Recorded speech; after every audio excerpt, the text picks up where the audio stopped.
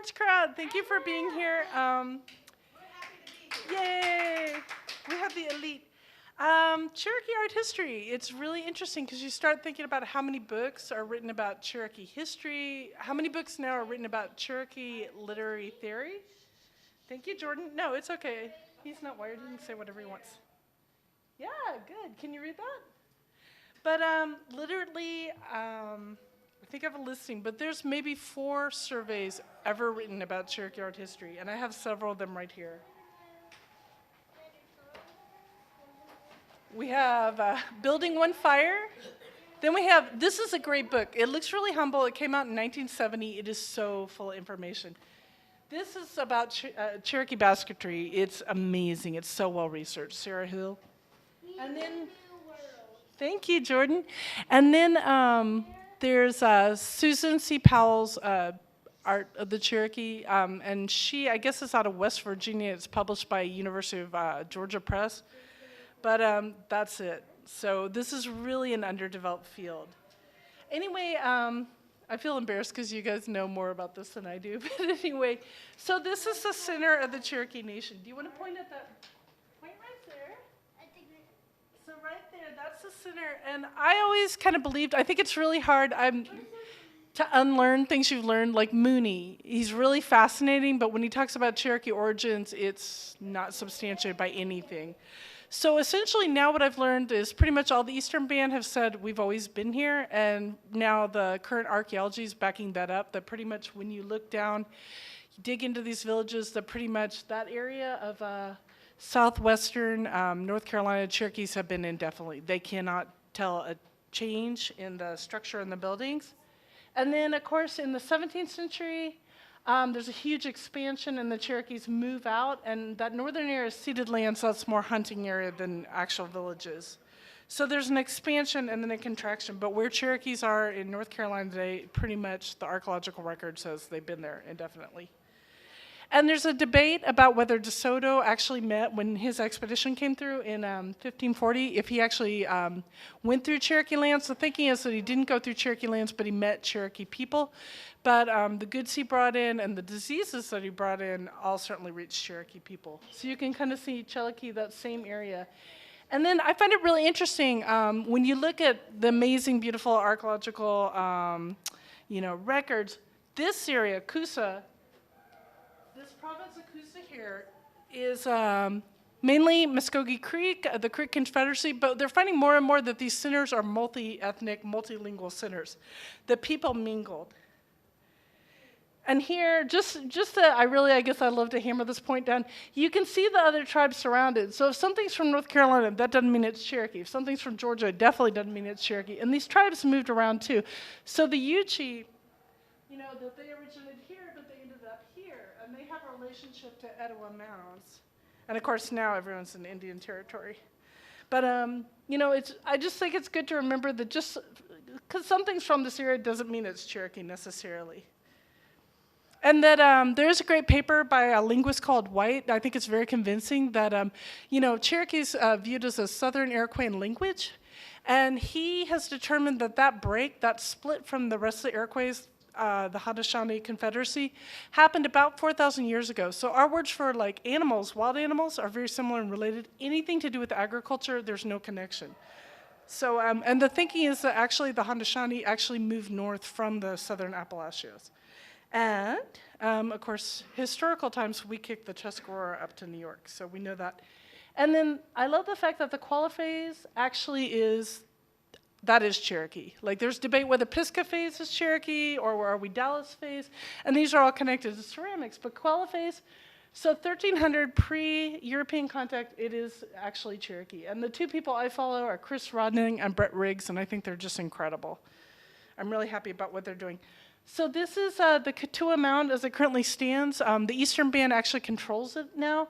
And it's amazing because they partner with archaeologists and they're able to do surface collections and then little test digs, but they're actually not destroying or digging the mound. And they say that there's, they can see through remote sensing that there's been a temple there that's been, built and destroyed, at least back to the 1400s. And this is where God gave the Cherokees the original law and we received the fire. And you guys, I'm sure, can comment more on that. And it's being amended. They actually, Eastern Band children actually added to that mound. So I think that's really exciting. These points are called bird points, the very small, fine points. And I view this as an art form. I think it's very, there's aesthetic qualities as well as, and you'll see that with every tool, that there's aesthetic qualities as well as utilitarian quality. So this is from Coweta Creek, and this is a Cherokee site. And that's a little taste. This may or may not be Cherokee, but I just want to let you guys know, I didn't know if you know the cave paintings that are in Tennessee and Kentucky. And then there's mudglyphs too. So this is this really underexplored art form that I find very amazing. And this bird iconography, this Mississippian, now they call it Mississippian Ideological Interaction Sphere, but this iconography is shared up to Canada. And then Chungi stones. So you guys, sorry, it's such a small group. You guys know Chungi? Are you familiar? Okay, everyone's familiar. But anyway, I love the fact that, okay, good. So these are smoothed out by hand, and then a village will own a stone, and you'll roll the stone along and min plate where they have spears, and they'll try to hit their spears into that divot, the crevice. And, it's a game, but it can also settle bets, it can settle disputes, it can predict the future. It appears in stories. It's a major game. But I love the fact that these are very difficult to date, and a town would own the stone, because obviously hand polishing, and these are large.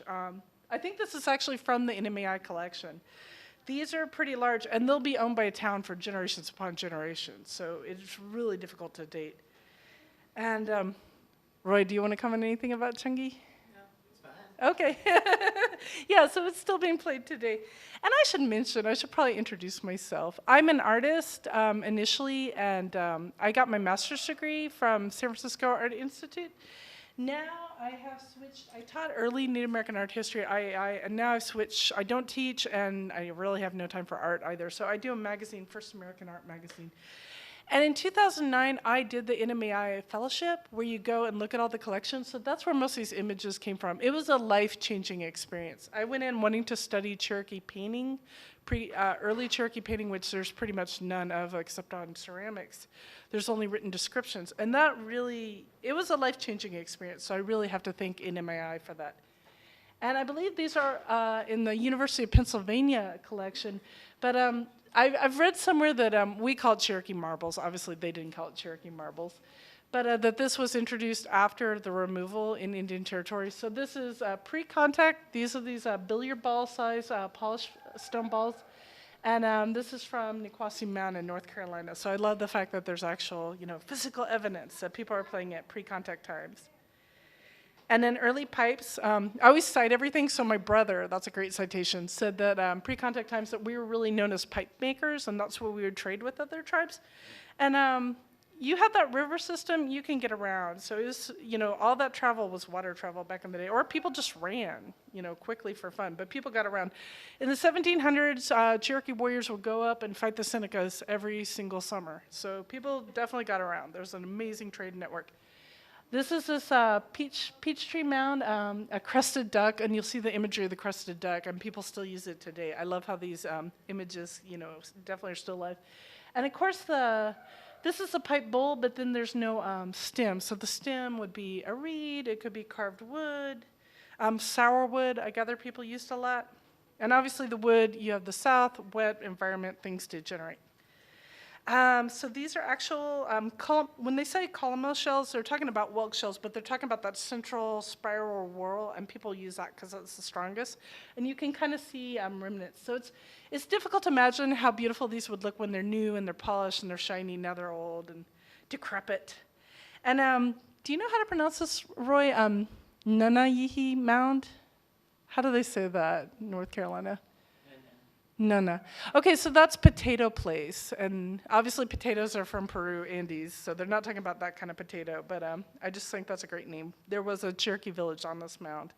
So these are the air spools.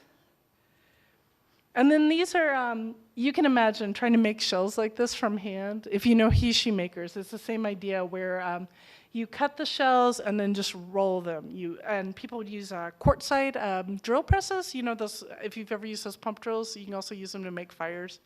Kind of thing you learn in Girl Scouts or Boy Scouts. But hand making beads, just so unbelievably tedious. But I guess there's records that every single household would make their own beads. It was a really widespread practice. And I love how you can see the etched designs on those larger beads. And a lot of people, I guess, wore larger necklaces and then bracelets. And then here's a diagram of a whelk shell. And these are snail shells, marine snail shells. And a lot of them came in from Florida and the Gulf of Mexico. And then here, yeah, you can imagine typical necklace that people would wear. And then these guys, I think that we could easily do a big revival of these Marginella shells. So back in the day, they were very, these are snail shells.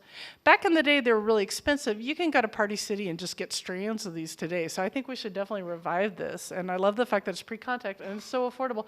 And you can see the range of colors. They're actually quite beautiful. And then these aren't Cherokee, but this is like a hint of what we might have lost. So these are Chickahominy, so much closer to where we are today. These are those Marginella shells, so you can see the texture in those designs. This is known as Paluton's Mantle, and apparently it was actually owned by the Paluton, which is amazing. But then this other design, you can see the larger shell beads and the small shell beads, this combination. So I'm like, ooh, someone should revive these. And then a lot of this purplish color we're going to see on the hides, it comes from walnut. So some people still do the walnut hull dyes. It does eat into the buckskin. So this is deer hide, tamed deer hide with the walnut. It does eat into it over the years, but it leaves this beautiful color. So we don't have a lot of time. This is the back and front of the same shell, but it's called the Warren Wilson style, and there are Cherokee ones that kind of look more like those little, it looks like a dog bone kind of, but you can see that 4-loop design on this one. Some are more stretch.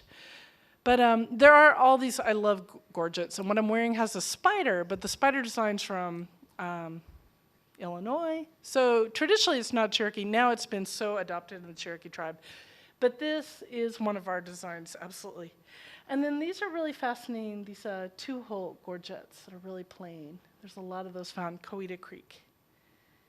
And I gotta keep up a brisk pace, and I'm not fording. Why am I not fording? There we are. And then these were actually you have a question, Jordan? My dad lives in Illinois. Oh, cool. So his dad lives in Illinois, and he's a professor in the university. So that's probably why Jordan's so smart, and also his mom.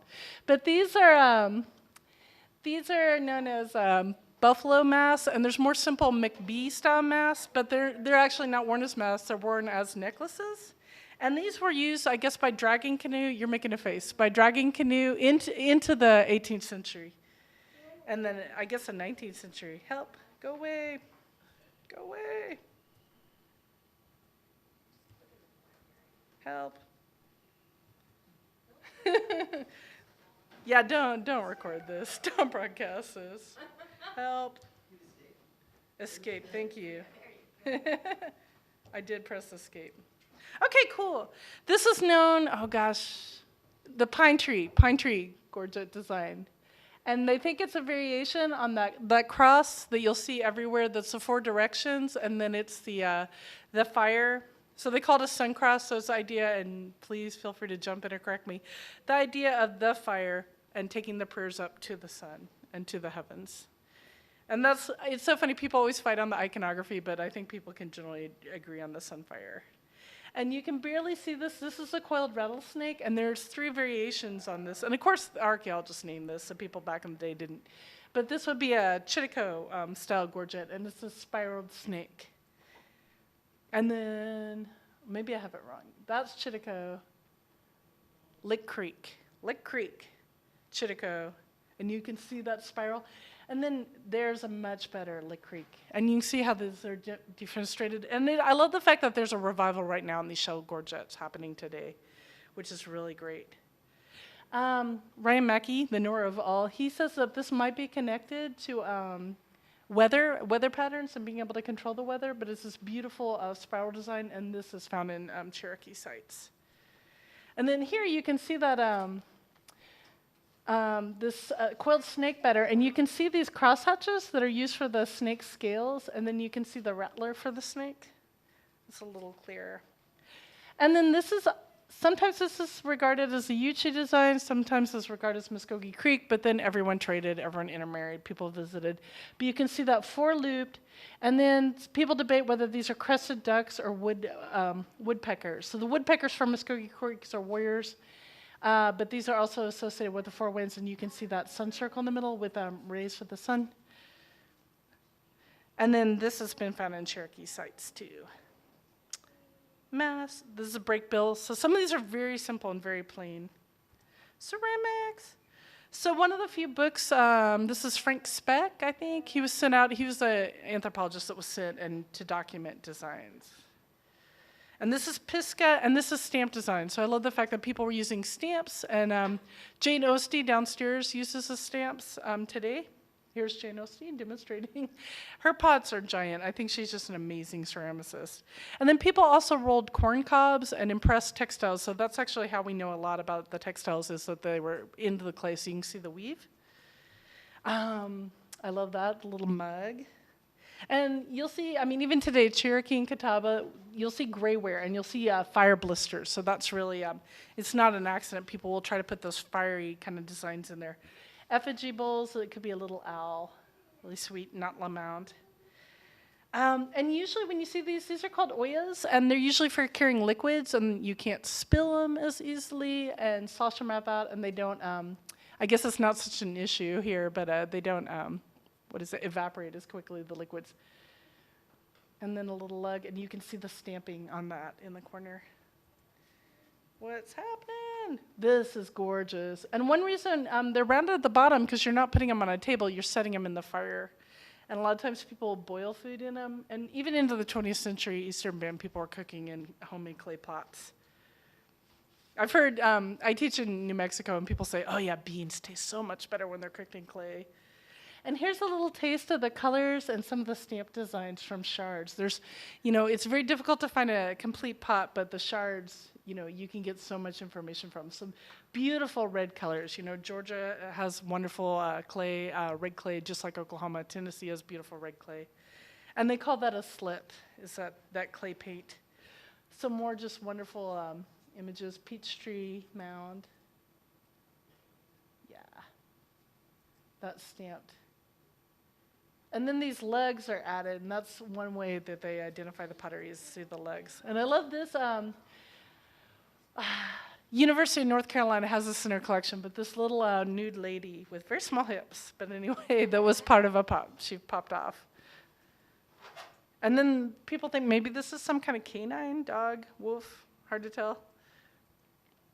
And it's amazing. Obviously, wet climate, these things degenerate really quickly, but whenever they were around copper, the copper salts preserve things, and then this probably came from a cave, so deep caves preserve things. But you can see this is just an amazing mat. So people slept in, and this is river cane. People slept on mats, you were buried in mats, like river canes and baskets just definitely were part of every part of the life. And here's a little map of the overhill towns, out towns, middle towns, valley towns, lower towns. So mainly along Little Tennessee River, Chattooga River, I can't pronounce that. Do you want to try, Roy? The bottom river? No, okay. Savannah River, so that's kind of a taste. And this is generally where people were, for a very extended period of time. I like this because, unfortunately, a lot of Cherokee sites and Creek sites, they were kind of gutted. People are obsessed with mound builders. Mainstream America was obsessed with mound builders back in the 1800s. So you have these kind of untrained people, pot hunters they call them, go in and just tear apart a mound. So this group, the Valentine group, they formed their own private museum, but they went through and there were these pot hunters. That's what archaeology was built on, is these people's actions. But they did collect from the Cherokee towns at the time. So this is beautiful painted pottery from 1885. And it's interesting, the Catawba tribe in the middle of the 1880s kind of joined the Cherokees and decided, heck no, we want out, and went back home to South Carolina. But some of them intermarried, and they brought their pottery designs too. So there's a lot of Catawba influence in Cherokee pottery. Eastern Band. And yeah, you can kind of see that kind of whirlwind. It's interesting that one of them's pointed the other direction, but that whirlwind pattern in this totally different. Jordan, yes. He did. Christopher Columbus brought Indians with him. He took them back to Spain. Yeah, I know. Yeah. Well, you told us, so now we all know. Yeah, he did. That is true. Yeah, thank you, Jordan. So it's great. You can see that same, that rattlesnake kind of cross-hatching, that same aesthetic. This is late 1800s. And then a lot of times fingernails are used to punch. And this blackware, I know that San Ildefonso people kind of look skeptically when you see Joel Queen show up in New Mexico with this blackware. But Cherokee people had their own blackware tradition. And some of the recipes for how to make it this beautiful glossy black are kind of kept secret by some of the potters. More turn of the century pottery. And there was a time, Eastern band, that maybe only a handful, like 2 or 3 ladies, and mainly the ladies were doing the pottery. Only 2 or 3 people were doing it. So it's really come back. Now the Big Meat family, the Maney family, there's a lot.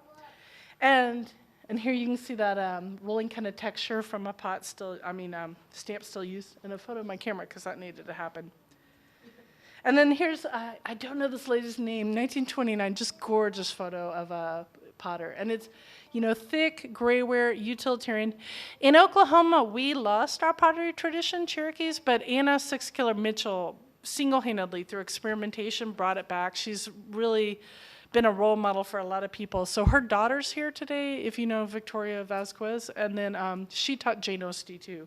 So it's amazing how these traditions kind of die out and then come back in a big way. And now pottery, I think, is doing very well among Cherokees. One of the most important potters from the 20s, 30s was Rebecca Wolf, and she taught so many people. I think it's amazing. This is called a friendship design here. And it's interesting. Okay, this is a Pueblo wedding vase, but why that happened in 1923, she did a show with Maria Martinez, the amazing San Ildefonso potter. So she learned the design. So legitimately intertribal, relationship sharing, she got that design from them. And I saw this pot yesterday at an angle, a photo, and I'm like, oh my God, it's a heart. I never got that before, that it's actually physically a human heart. I was like, ah.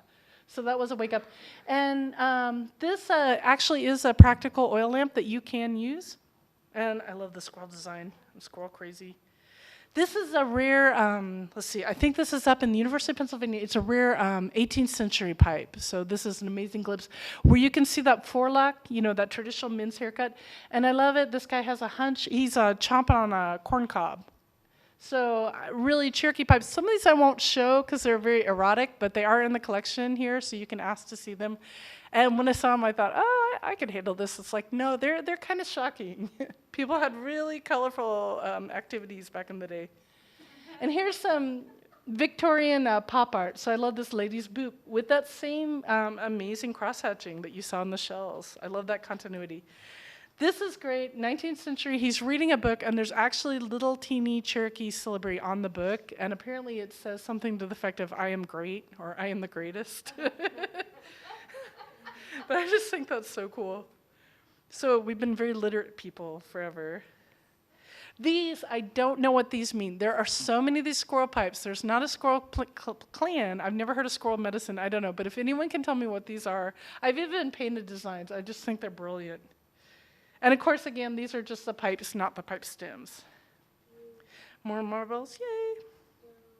And basketry, Cherokees are really excel and are known for basketry. So this is it's in the British Museum, and it is, people came in from Europe, and they really were thoroughly impressed with the baskets, and that's what they would bring back. And a lot of these would be stacking baskets. This is known as Chief's Coffin design at the top. I forget the design on the bottom, pineapple design. These names were made up later after the fact. But this is double weave. So you have the river cane. It's shiny on one side and raw on the other side. So it's actually 2 baskets woven together. And sometimes people show off, and they'll actually have different designs in and out. Yes, Jordan. What's your question? What if the river cane basket are still put together like that? Are river cane baskets still put together like this today? Yes. So Shauna Kane downstairs, she's kind of the premier river cane weaver from Oklahoma. And then a lot of families in North Carolina, because the environment's better for the river cane. And Jordan's from Oklahoma. Yeah, so in answer to your question, yes, absolutely yes. And then throughout just because of the nature of river cane, throughout the Gulf Coast, the Southeast, other tribes do the double weave, and then Tarahumara people do double weave, and in Colombia people do double weave. And here is a cane brake, and in the old days, these would be 20 feet high. And I know there's a lot of effort to restore the habitat and restore the canes today. Another beautiful. And it's just the fact that this could survive and the colors would stay so rich for multi-hundred years. And because we traded with English and Scottish people, a lot of these amazing collections are actually in England and Scotland today. Another, yeah, just extraordinary. And the colors are just, so this is all natural dyes. A lot of the brown is walnut. Does anyone here do dyeing? No? But anyway, walnuts usually, but also poke. And then the red can be different things. And there's pecoon, bloodroot. We'll see a picture of that. Yellow root. Here's I'm not even going to try to pronounce that. Bloodroot. And ask the canes about how these can be used as medicine, because they know. And then honeysuckle it was imported from Asia, and I've tried to figure out exactly when, sometime in the 19th century. It loves the Southeast and Oklahoma. It just grows wild. And you can make a basket with the actual vines, but really it's the runners, the underground runners that you really want because they're long and straight. So this is the oldest known Cherokee honeysuckle basket, and I love the fact that we know that Margaret Scott Van made it. That's really incredible. And it's just very sturdy, very practical. Aesthetically, I don't think it's as beautiful as a river cane, but I feel comfortable actually using cane baskets, the honeysuckle in my house. Double weave. And there's an effort now, so 1941, it's a swastika filfot. This is our traditional design. It's used by so many different tribes. So there's a movement underway by Native people to kind of grab this design back, because it's our design. It's been tainted by other people, but originally it was our design. So this is an absolutely gorgeous burden basket. And you can see how it flares out, so if you're collecting stuff, you can just throw it in. And it'd be held around your head on a tump line. Quiver. 1930s, a double weave. And this is a reproduction. So she actually, just looking at images from the museum, actually made this basket based on just images. So that's amazing. That's Lottie Stamper, Eastern Band. And because river canes become rare, now people are using wood splints, which is much more fragile, but white oak baskets are used in the Eastern Band. And buckbrush is what we have in Oklahoma, so we have tons of buckbrush. So these are 1930s. And the early 20th century, ironically, was the golden age of Native American basketry. Like people from the East, non-Native people from the East, bought baskets from every tribe. So like my great-grandmother in Cookson Hills, there was a spot where people would just go in the woods and they meet, and that's where you'd trade baskets. So she helped work with the Methodist Church and build a community center where people could sell their wares. And I guess Kenwood was really known. Kenwood, Oklahoma was known for their basketry. And then fishing basket, and I love how the shape of the basket, obviously this one you want narrow so the fish doesn't just pop right out. Little miniatures. So North Carolina, the Great Smoky Mountain National Park was established in 1935. So that, this is the Great Depression, so that provided an opportunity for Cherokee people to sell. So a lot of these are made for the tourist trade, which allows people to stay in their homeland and not have to, move to a city to get a job. So I think it's really amazing. Gorgeous splint basket. And you can definitely see the difference between the wood splints and the river cane. These bark baskets I found really amazing. They're used, because they're tough, they're used for gathering berries, so the berries don't get crushed. And then sometimes I'll hear people say, oh, we didn't make coiled baskets. Yes, we did. We made everything. Most tribes made everything. People experimented. So here's a beautiful coiled basket from before 1937. How am I for time? Have I blown everything? Okay, Will Westlong, he was a medicine man. He went to Hampton Institute, which was African-American school. So they taught more race pride, like more confidence and pride than the Carlisle or the other schools that were trying to kill the Indian, save the man. So I think you'll see a lot of really great artists come from Hampton. And these are, really, you should tell me. So this is a buffalo. Some people call them devils, but they're buffalo masks on the right. And then that's a bear mask. And my understanding is bear mask is connected to New Year's dances. And I know there's talk about reintroducing woodland buffalo. Sometimes people are like, not woodland buffalo, but just buffalo into the Southeast. That seems counterintuitive, but yes, there absolutely were buffalo. This is a great photo of Will Westlong himself wearing the buffalo mask. wildcat masks for hunting. And I've asked people, like, I was able to show these in Tahlequah, and it's like, okay, is it okay to show all these masks? And yes, people say, yeah, it's okay, that it's not, you know. The snake mask, so I don't know how long I should go into this. A long time ago, we have a story of that we captured the Shawnee medicine man, and there was a Uchtun, which is this huge water monster that has poisonous blood. So we captured this medicine man, the Shawnee guy, and then he's like, I'll kill the Uchtun and get the crystal from its forehead if you'll let me go. So, okay, cool. So there's this elaborate story about how he kills the Uchtun, but one dot of the Uchtun blood fell on his forehead, and a snake grew out of his forehead. And I love it because the Shawnee people have the same story about how these mean, horrible Cherokee people kidnap their medicine man. So I like to hear their version too. But that's what that's about. I love this mess. So a lot of these are, of course, in North Carolina, you have amazing woods to choose from. But a lot of these are buckeye and walnut, cherry, amazing. And I love how, you know, people use anything available. So in 1930s, people are using cardboard. And then the Booger Mask, which has been reintroduced to Oklahoma, it's kind of making fun of different people. So people make fun of different tribes here. So they're making fun of European American people. You can see the monobrow and all the hair. And African American people. People make fun of, you know, animals. And a lot of gourd art. And these are very phallic on purpose. And that's straight out of a horror movie. Rattles? Oh no, I lost half my audience. Rattles, dance rattles, different types. People experimented. I love these carved wooden drumsticks. And this is from the 1700s, and it's this amazing. There was, you know, Cherokee metalsmithing. Of course, Sequoia was a metalsmith. He was a silversmith and an ironmonger. But so it works as a hatchet, but it also works as a pipe. And this isn't Cherokee, but I've read descriptions of ladies would make textiles out of mulberry bast, interior bark of mulberry, and they wear skirts of these, and they're dye red, and then you'd have the deer hide on top. And to me, that just sounds so beautiful, so I'd love to see that revived. I've tried to experiment with mulberry textiles. There is a movement, intertribal movement, to, like, you know, kind of regain, and Lisa Rutherford downstairs is a really good person for early clothing and textiles. But hemp dogbane, people would make textiles out of that. And I like how Ryan Mackey will say, yeah, our traditional dress is pretty much like Granny Clampett. So here's an example. And you always see these old photos of ladies wearing kerchiefs. Finger weaving, pre-contact. Now people are using, you know, contemporary dyes. This is actually on display, and I just think it's the cutest thing in the world. It's a little outfit for a guy's outfit for a stickball.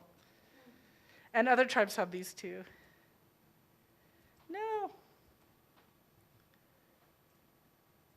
Come on. Escape. No, I did not want to do that. Don't videotape any of this. What do I do? Help. No, I'm just trying to get it actually back to a slide. I apologize. Oh. Can I use my own computer tomorrow? Let's not use any of this. Okay, thank you. Awesome. Yay. I'm totally obsessed with beadwork because I'll read descriptions. It's like, okay, well, everything we've seen has been confined to colors, limited color palette. But what is, you know, what is a Cherokee aesthetic? And there's a book that's just been published on Cherokee wampum. Cherokee people used wampum, but they didn't necessarily make wampum. But today they do. There's Antonio Grant, and then at the bottom there's a Wampanoag, an Eastern Band Cherokee lady, Elizabeth James Perry out of Massachusetts, and she's like amazing. Her knowledge of wampum's incredible. And here are a photo of the wampum belts. So these weren't made by Cherokees, but they're very important to you know, our tribe and our sense of ourselves for sure. This actually traveled from, it had been in Scotland for 200 years and it traveled to Oklahoma. They say it's bear skin, that's debatable. Some people thought it was human skin, which really super creeps me out. But you can kind of get an idea of the really early transitional aesthetic. So that's most likely buffalo wool, that brown wool.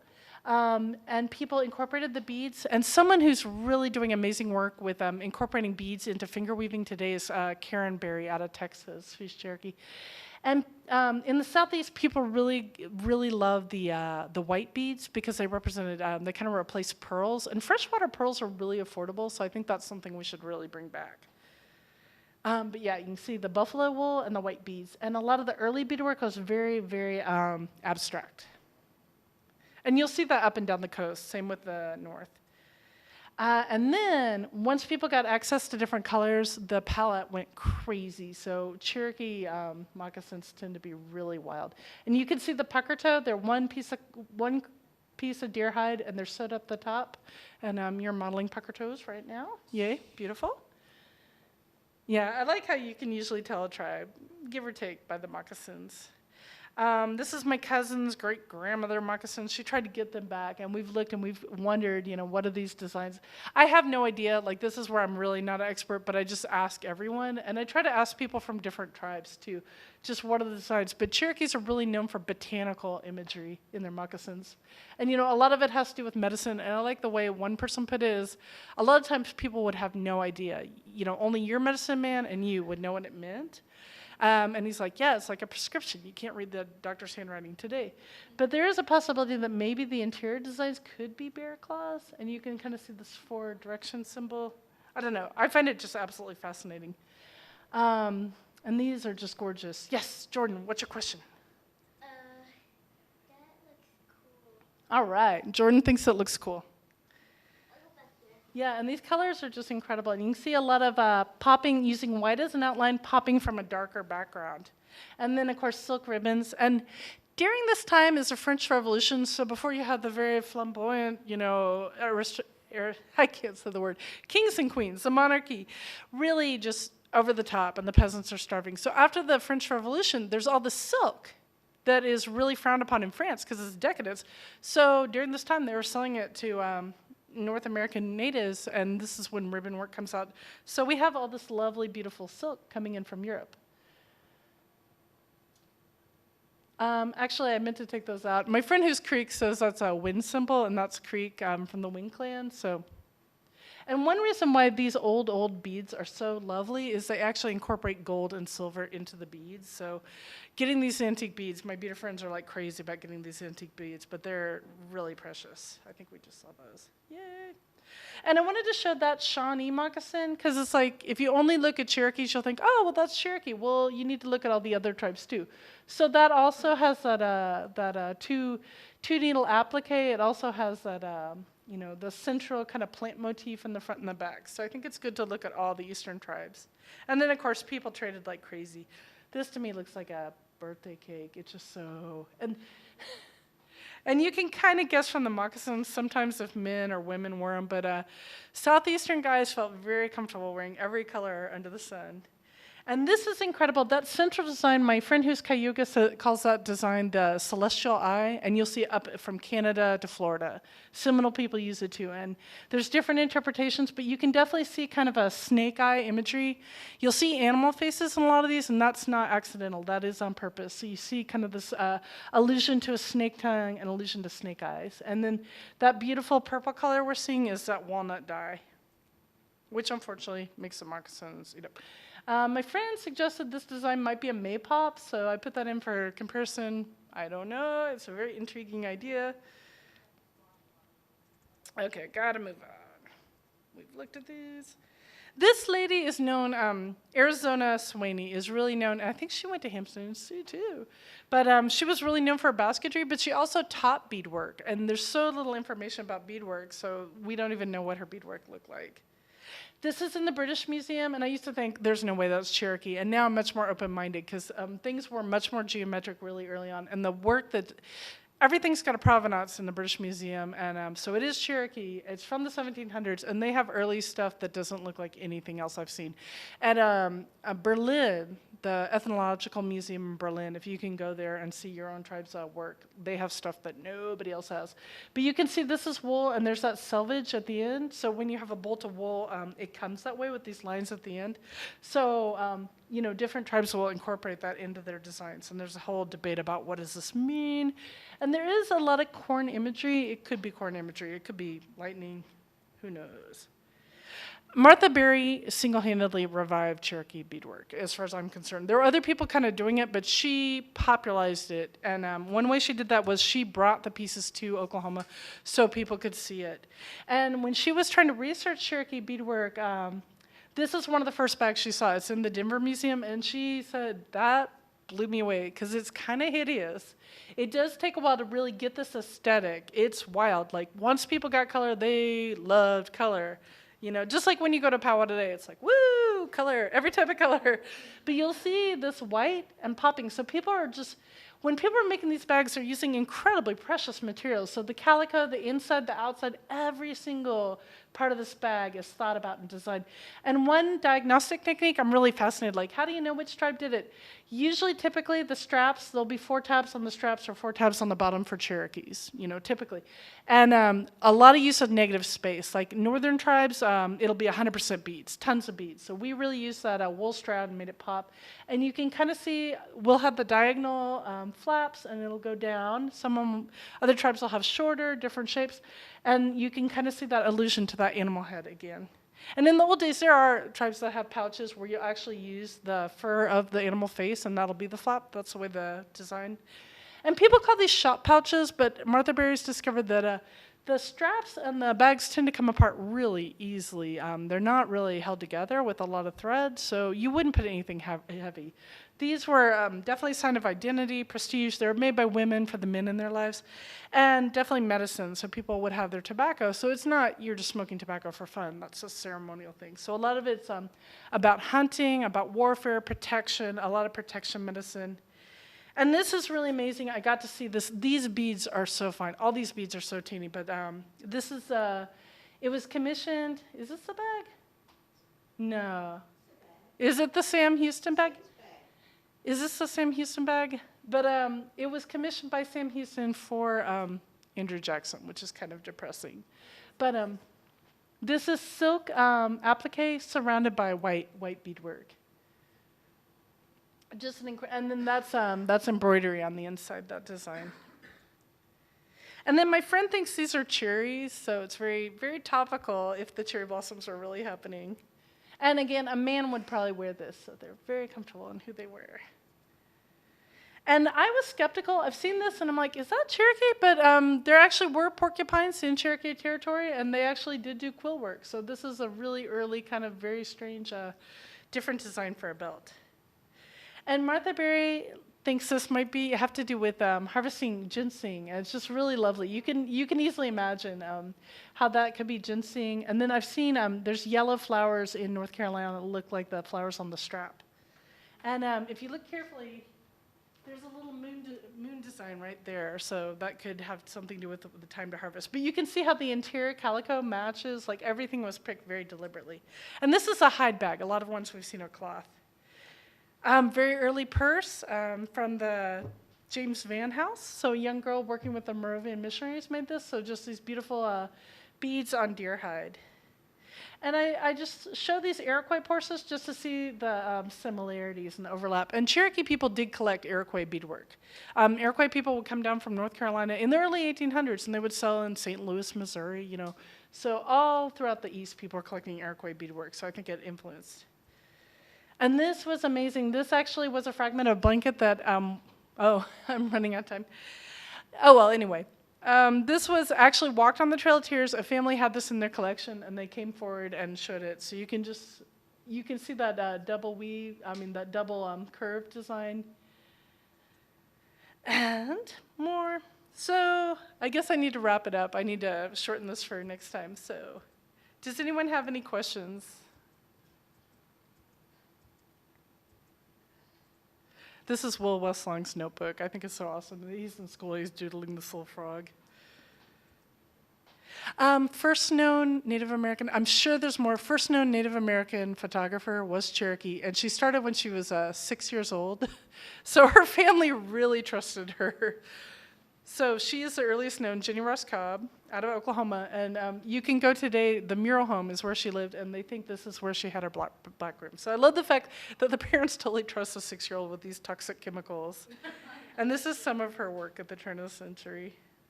So I love this just slice of Cherokee life. And when they were talking before about Stan Wady burning down everything. This is the neighborhood where he burned down all the houses. So the mural home's one of the few that stayed. Cherokee Female Seminary. I can't imagine how much those hats weigh. And she's really, for her time period, this is very, the fact that people are in motion, that she's getting a slice of life, and the fact that you're kind of drawn, the way her work is framed is actually really kind of pioneering, revolutionary, that you're drawn back into this. So this is really a pretty extraordinary photographer for her times. And this is where she taught. This is the school. She was a school teacher. No questions? Really? Jordan, do you have any questions? Closing thoughts? We lost Jordan. Bye.